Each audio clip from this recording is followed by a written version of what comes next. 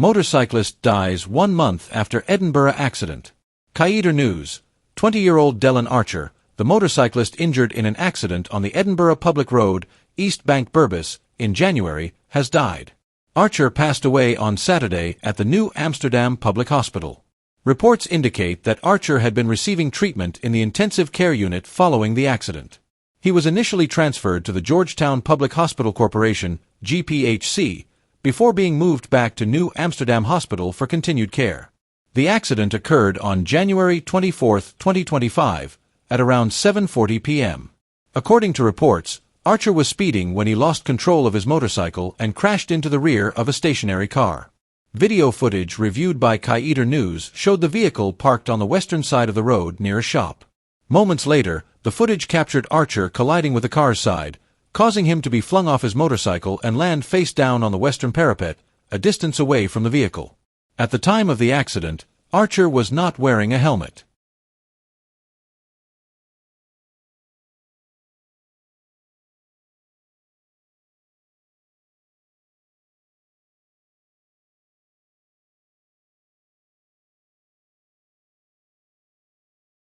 Annandale man fined $15,000 for noise nuisance.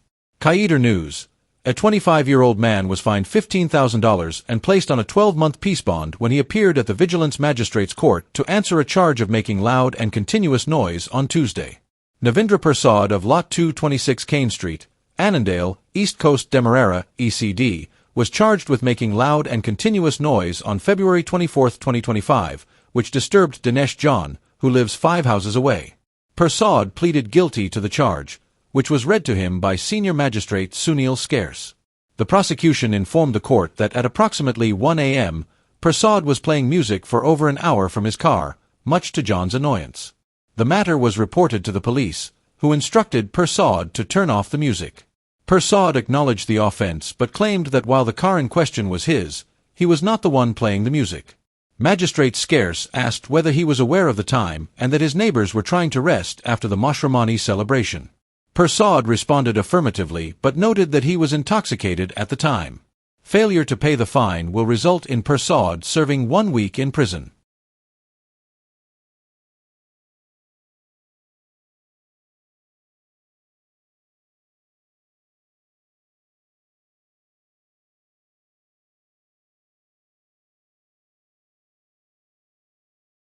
Mohammeds loses license to operate vessels.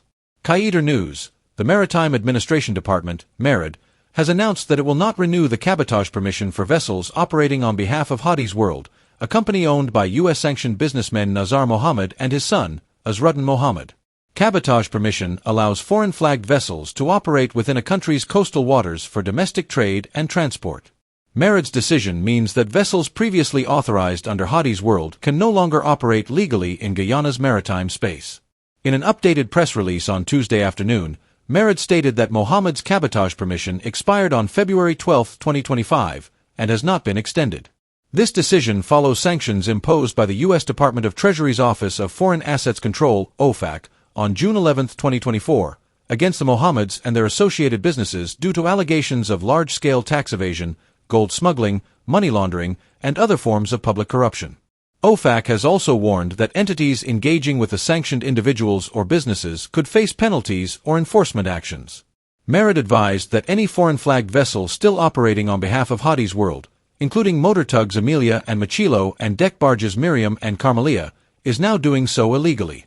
The state agency expressed its commitment to maintaining the integrity of Guyana's maritime operations and ensuring compliance with both national and international regulations. At a recent press conference, Vice President Bharat Jagdeo addressed questions regarding cabotage permission for vessels associated with the Mohammed family. He commented on a claim about cabotage permission for a national project, stating, "I'm not aware of that." Regarding the renewal of the permission, Jagdeo acknowledged that he was aware of its expiration but had not seen any recent permissions granted to the Mohammeds, although he noted that a permission was issued in August 2024. Jagdeo also downplayed any potential threat from businessman Azruddin Mohammed should he enter the election race, saying he cannot comment on every social media activist who hands out a few items to people. Mohammed has been drawing large crowds during community visits, recently causing a stir in Quarantine while engaging with fishermen and citizens. He has also made several trips to the hinterland, building homes for indigenous residents, setting up small businesses, and providing gifts. His appeal has been particularly strong in communities such as Albuistown and Victoria, where he has attracted significant attention from young people. When asked about his concerns regarding the multi-ethnic feedback from Guyanese in response to Mohammed's public engagements, Jagdeo emphasized that he leads the largest political party in Guyana, which has gained its position through a commitment to citizens and the groundwork of its members. We have transformed the lives of many people, and because of that, we have won several elections. We're the only multi-ethnic party in the country, and you can see evidence of that. For me to comment politically on individuals and what they are doing would be premature, Jagdeo stated. The vice president clarified that he comments on the political opponents of the People's Progressive Party, PPP, and other parties, even if some may be allies of the PPP. However, as the general secretary of the party currently in government, he cannot comment on every social media activist who goes to a community or engages in any charity that hands out a few items. He added, I made it clear that should people declare a political intention, then it's fair game for me to express a view on that party or person.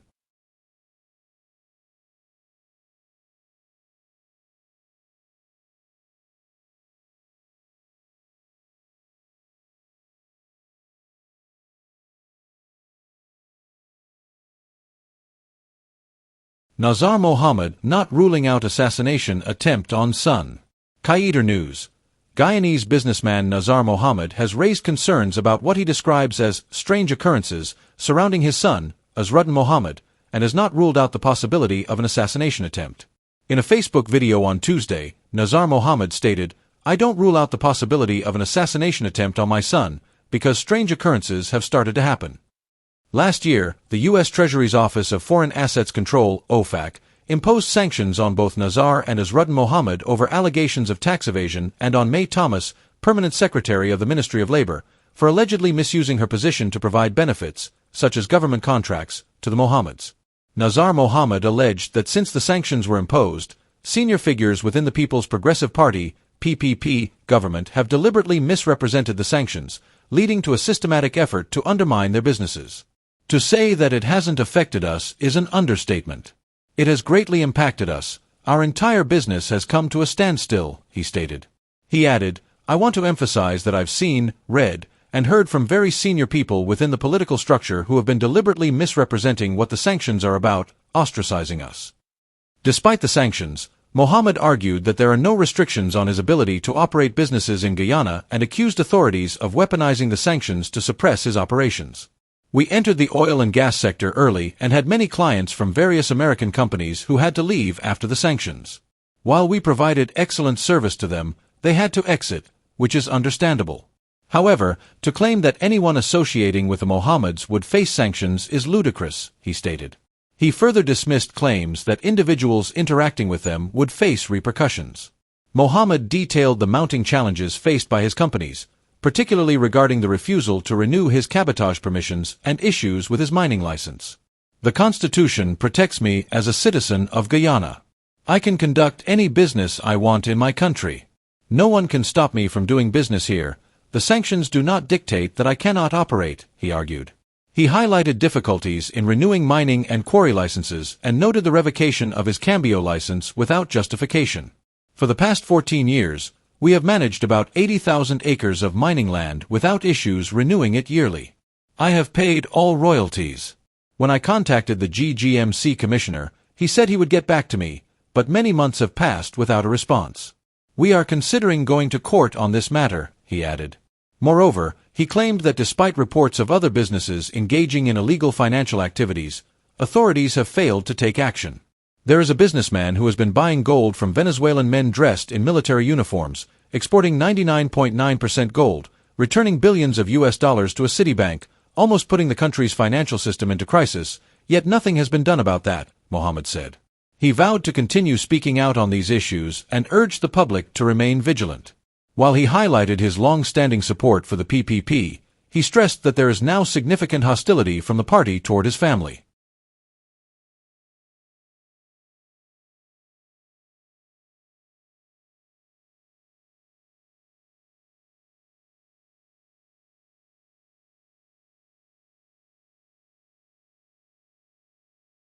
Small miners, with 32 gold claims win court case against GGMC.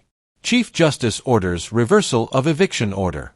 Guyana Times. Milton Branford and Ayudia Narine, two small miners with 32 gold claims at 14 Mile Asano in Region 7, Cuyuni Mazaruni, have received orders from the High Court reversing a decision made by the Guyana Geology and Mines Commission, GGMC, to evict them from their claims. Acting Chief Justice Roxanne George issued several orders on Tuesday against both the GGMC and Natural Resources Minister Vikram Barrett. In one of the orders, the Chief Justice affirmed that Branford and Narine are the legal owners of the 32 claims. In justifying the eviction, the GGMC stated that the lands were being shut down to curb illegal activities at the site. This prompted Branford and Narine to file an 80-page lawsuit against the state. The miners alleged that shortly after the eviction order was issued, their camps were destroyed by the GGMC, and their equipment was seized. They also claimed that lotteries were held between September and December 2023 to reallocate their claims to others. According to the statement, the Chief Justice granted an injunction preventing the government from awarding any claim licenses in the area to anyone except for Narine and Branford. Additionally, the Chief Justice ruled that Branford and Narine have the legal right to operate on the land and ordered the GGMC to take all steps necessary to favorably process the applications for the 32 claim licenses.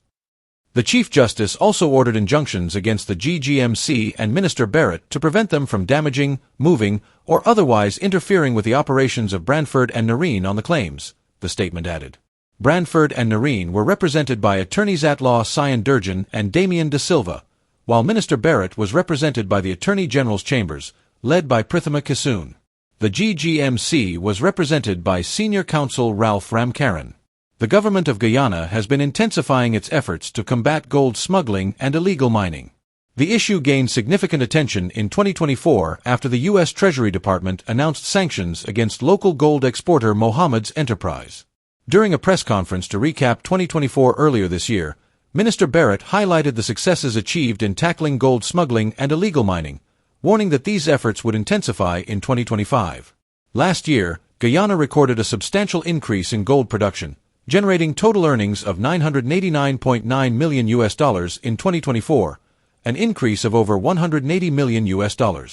Additionally, 434,000 ounces of gold were declared.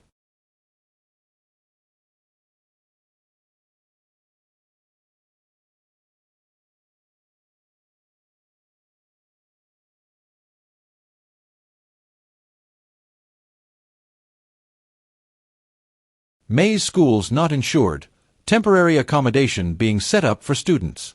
Maize schools experienced the unfortunate event of a fire that completely destroyed its main structure on Wednesday, March 5, 2025. The school is currently implementing urgent measures to ensure that the educational journey of its students continues uninterrupted. The affected building housed the playground, as well as primary and secondary students. As of now, all students, teachers, and staff members have been safely accounted for, as verified by the Guyana Fire Service. The building was in the process of being insured.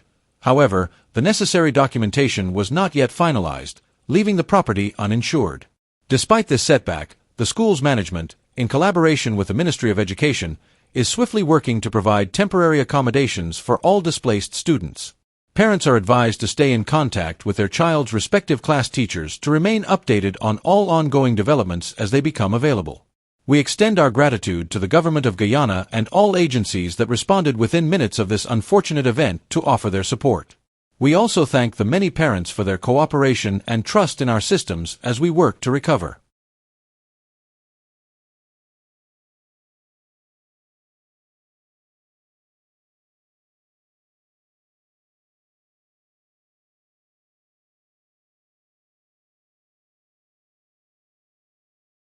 Retired GDF Chief of Staff calls for increased budget spending on Guyana's defense.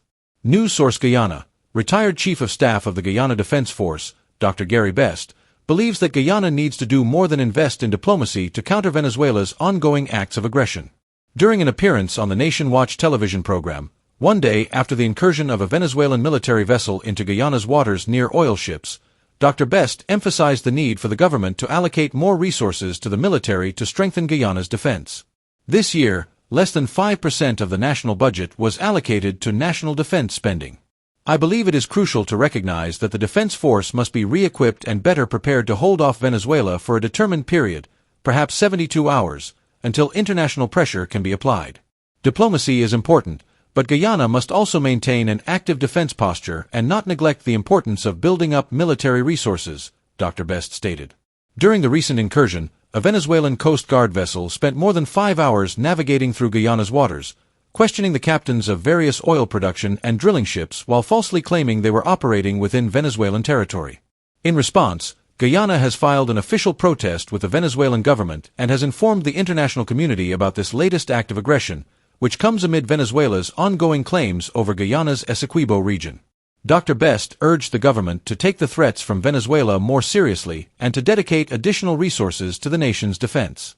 We have a large budget, more resources, and increased income, yet we are spending a smaller percentage on the defense of Guyana. If we were to cut the infrastructure budget by 40% or 60%, it would not significantly impact other sectors, allowing for more funding to be directed towards defense, he explained. The Guyana government has stated that the latest actions by the Venezuelan government pose a threat to the peace, order, and security of the sovereign territory of the Cooperative Republic of Guyana and the stability of the Latin American and Caribbean region.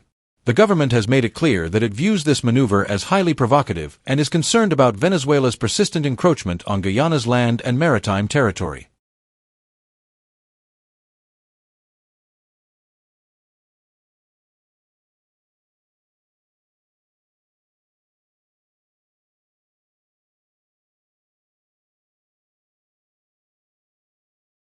Government cash grant distribution ongoing amid citizen questions.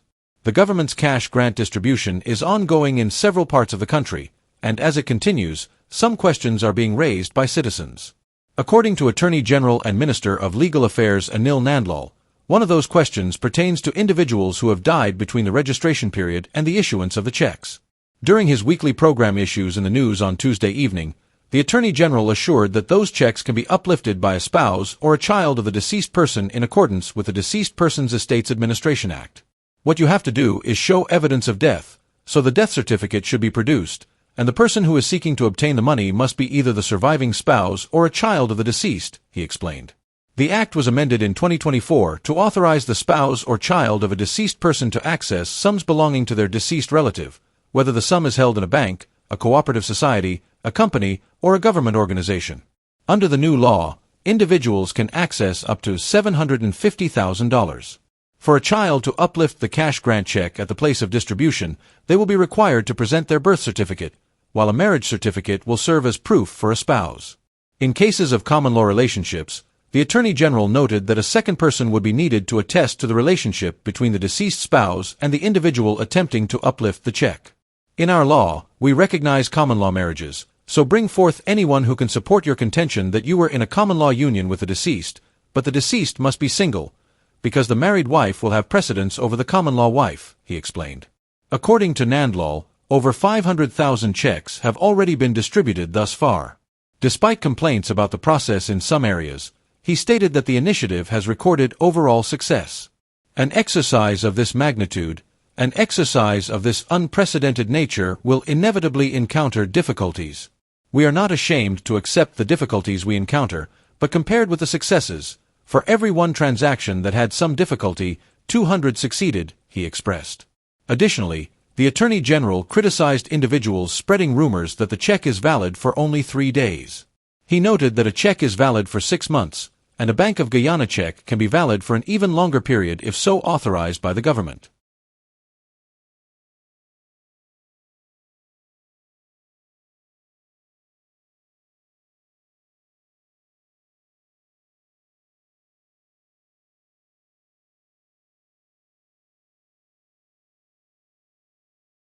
Farmers will not be paid less than $4,000 for a bag of paddy this crop, Minister Mustafa. Following weeks of negotiations involving HE President Dr. Irfan Ali, the Ministry of Agriculture, the Guyana Rice Development Board, GRDB, and local rice millers, an official agreement was reached today that guarantees rice farmers will receive no less than $4,000 for a bag of paddy for the first crop of 2025. This announcement was made by Agriculture Minister Honorable Zulfikar Mustafa during a meeting with rice farmers from Mahayaka. During the meeting, Minister Mustafa informed the farmers that President Ali had engaged the rice millers on several occasions after concerns were raised about the prices offered for paddy in the current crop. The president engaged the millers multiple times to determine how we can work together to stabilize the price of paddy. Initially, the millers were reluctant to maintain the previous crop price, citing influences from the global market. Today, we finally reached an agreement that the millers will not purchase farmers' paddy for less than $4,000 per bag. This also means we'll have to make a contribution. We did it before, and we will do it again. Like any responsible government, we ensure that we bring relief to our people. Farmers know that under the leadership of His Excellency, President Irfan Ali, this government has always ensured farmers get a fair deal, he explained. In his address at the 55th Republic Anniversary flag-raising ceremony, President Ali highlighted the significant increase in rice production and the government's investment in upgrading infrastructure to support enhanced production and reduce burdens on farmers. Guyana's agricultural sector has achieved significant milestones. Rice production has expanded, with over 227,000 acres under cultivation, producing more than 600,000 metric tons annually, supported by high-yield seed varieties. Over $70 billion has been invested in improving infrastructure to enhance production, increase yields, and ease the burdens on our farmers. As a government, we will continue to evaluate global situations, including price changes, and rest assured that we will work towards necessary adjustments so that our farmers are not burdened by fluctuations in international trading and market conditions, President Ali noted. Minister Mustafa also disclosed that for the first crop of 2025, approximately 230,000 acres of land were cultivated, with an expected harvest of around 9 million bags of paddy. He projected rice production for this year to reach 804,000 metric tons. He assured the farmers that the government has been making the necessary investments to transform the agricultural sector, emphasizing that this PPP government has never abandoned or neglected farmers. Over the last 4 years, we've transformed the agriculture sector and the rice industry. You may recall when paddy prices were low and millers were reluctant to pay farmers a fair price, we abolished the sales commission, amounting to over $498 million. President Ali met with the millers, and instead of that money going to the GRDB, it was paid directly to the farmers. On 2 occasions, we provided farmers with nearly $2 billion in fertilizer. We are making seed paddy available and building the necessary infrastructure. We provided flood relief. This government has not abandoned you, so do not be misled by those seeking political gain from global situations. This government never promised farmers $9,000 for a bag of paddy while claiming rice was a private business. We have not increased land rental or drainage and irrigation charges. These are important points to remember, he noted. In 2024, rice production surpassed its target, reaching an all-time high of 725,282 metric tons, marking a record-breaking milestone in the country's agricultural sector.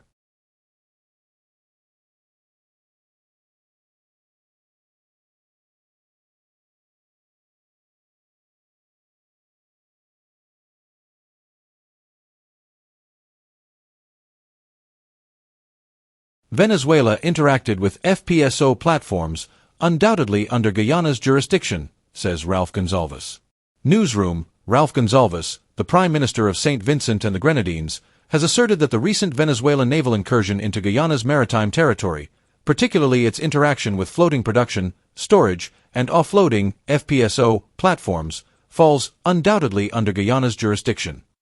Gonzalez, who serves as the principal interlocutor under the Argyle Declaration, a peace treaty signed between Guyana and Venezuela that is pending the outcome of the International Court of Justice (ICJ) process, made these comments during a radio interview on NBC Radio on Wednesday.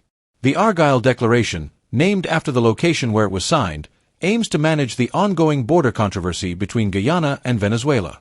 While intended to maintain peace, Gonzalez noted that challenges could arise even after the ICJ renders its final judgment. On Saturday, Gonzalez mentioned receiving a report from President Irfan Ali regarding the concerning situation. Venezuelan forces had entered Guyana's waters and interacted with FPSO platforms located in Guyana's Exclusive Economic Zone, EEZ. Venezuelan forces, interacted with the FPSO platforms, which are undoubtedly under Guyana's jurisdiction, as they are integral to oil exploration in that area, Gonzalez stated. He emphasized the significance of these platforms to Guyana's oil industry and its economy. Gonzalez, who has played a role in mediating peace between the two countries, indicated that the Argyll Declaration was activated in response to the situation. Our Argyll Declaration had to be activated. It's the mechanism put in place to ensure peace during such incidents. It was a matter of urgency, he explained. I was in the middle of other obligations, but the calls were coming in fast and furious. I had to step away from other commitments and make calls throughout the night to ensure peace. He underscored the importance of dialogue to prevent tensions from escalating into conflict. You can't expect that Guyana and Venezuela would have the same view on the matter. Our immediate goal was to ensure peace and prevent provocation, Gonzalez said. He noted that both the United States and the United Kingdom, with vested interests due to their companies operating in Guyana, were engaged in diplomatic efforts to prevent further escalation. A critical point raised by Gonzalez was the potential for military conflict. Anything can happen in a situation like this. Tensions could spiral out of control, leading to a full-scale military operation. We had to act quickly to prevent that, he warned. This isn't the first time we've encountered such issues since the Argyll Declaration came into force, but we must ensure that these incidents do not recur. The Prime Minister expressed his commitment to his role in the peace process. I take my responsibilities under the Argyll Declaration seriously. I'm fully aware of the delicate balance we must maintain between both countries, and I will continue to work closely with all parties involved, Gonzalez affirmed.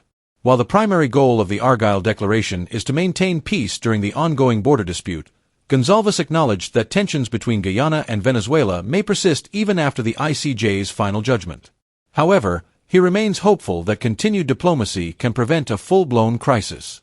Gonzalez reiterated that the Argyll Declaration is not merely a formality but a crucial instrument in preventing conflict and fostering peace. This is no joke, he emphasized. Peace must always come first, especially regarding national sovereignty and territorial integrity. The role of the international community, including CARICOM, the United States, and the United Kingdom, is pivotal in ensuring that peace prevails in this region.